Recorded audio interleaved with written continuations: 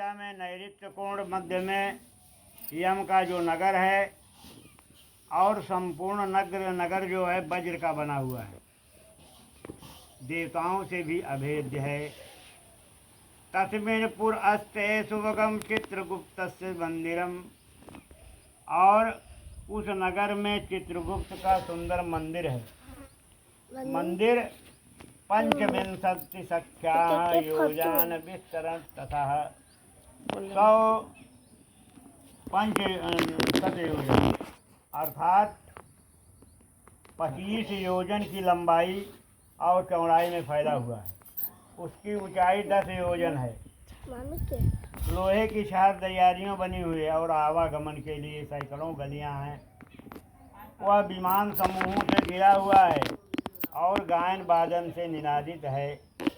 चित्र बनाने में निपुण चित्रकारों के द्वारा चित्रित है और देवताओं के शिल्पियों ने उसका निर्माण किया है। तस्य सभायाम चित्रगुप्ता स्व आसने पर अद्भुते संतगणयो मनुष्याणाम यथावत। वहाँ पर उस सभा में परम आसन पर चित्रगुप्त विराज हैं और जो जितने दिन के लिए आया है उतनी यथावत मनुष्य की आयु की गणना करते रहते हैं। मनुष्य के पाप और पुण्य के लेखा जोखा माने अभिलेख करने में कहीं त्रुटि नहीं करते हैं। जिसने जो भी शुभ अथवा अशुभ कर्म किया है, चित्रगुप्त की आज्ञा से उसे उन सबको भोगना पड़ता है। चित्रगुप्त के घर के पूरब की ओर ज्वर का एक बड़ा विशाल है घर, और उसके घर के दक्षिण सूल, लुपा और विस्फोटक के घर हैं। पश्चिम में अजीर्ण और कासपाल का घर है। लिखते चित्रगुप्तस्तु मनुष्याणाम शुभाशुभम। कोई समझे कि हम जो कर रहे हैं नहीं, भगवान से कुछ नहीं छुपा है। चित्रगुप्त हम मनसा वाचा कर्मणा जो भी पाप कर्म कर रहे हैं, पूर्ण कर्म कर रहे हैं, चित्रगुप्त जो है उसको सब लिख रहे हैं। चित्रगुप्त के भवन के 20 योजन आगे नगर के मध्य में धर्मराज का महादिव्य भवन है। वह दिव्य रत्नमय विद्युत की ज्वालामालाओं से युक्त है और सूर्य के समान देदीप्यमान है। सरदनाभिषुकलशैः सुमनोहरैः चित्र स्फाटिकं सोपानं वज्रकुंकुटिशोभितम्।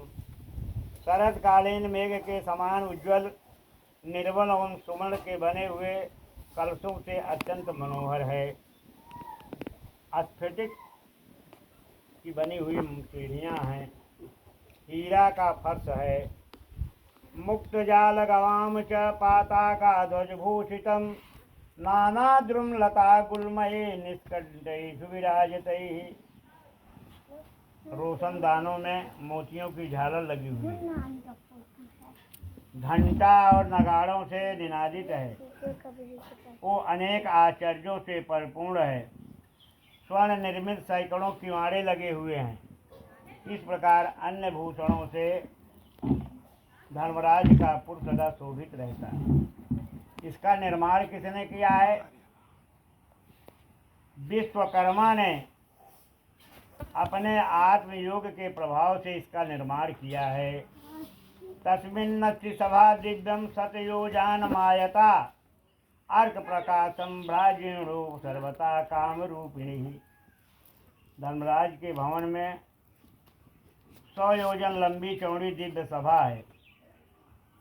चारों ओर से जो प्रकाशमान है, समस्त इच्छाओं को पूर्ण करने वाली है। वहाँ न किसी को ठंड लगती है न गर्म लगती है। मन को प्रसन्न करने की समस्त व्यवस्था है। वहाँ पर किसी को शोक नहीं होता है, न वृद्धावस्था सताती है, न भूख प्यास लगती है। किसी के साथ कोई अप्रिय घटना भी वहाँ नहीं होती है। जिसको जो भी काम अभिलाषाएं हैं सब वहाँ पर उपलब्ध है। सभी तरह के रसों और भक्ष्य भोज्य सामग्रियों के से चारों ओर प्रचुर मात्रा में स्थित है। असभ्याधा च सतार्च रम्मा कामा गमा सभा दीर्घकाल तपस्या तत्व निर्मता विश्वकर्मणः।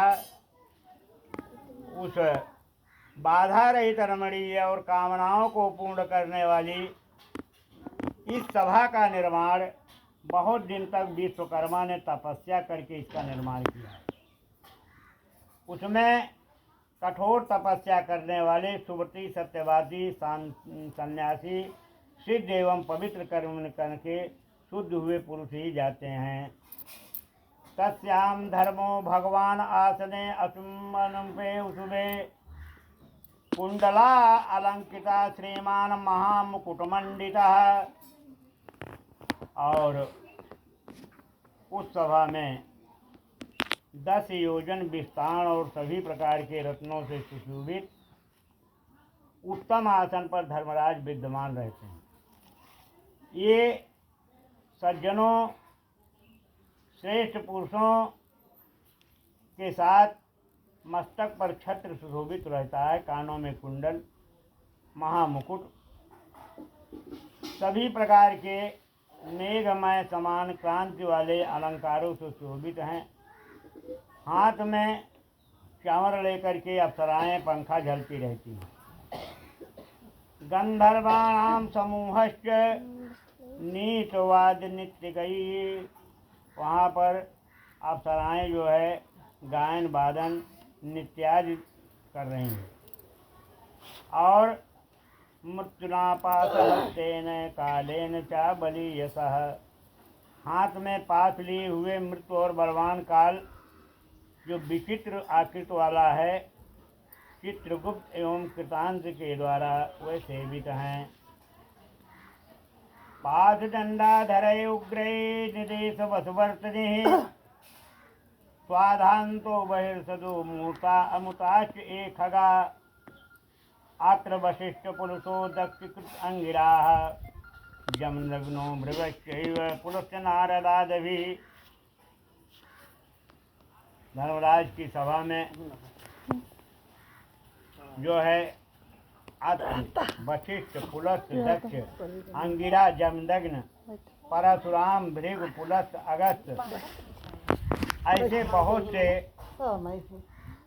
जो है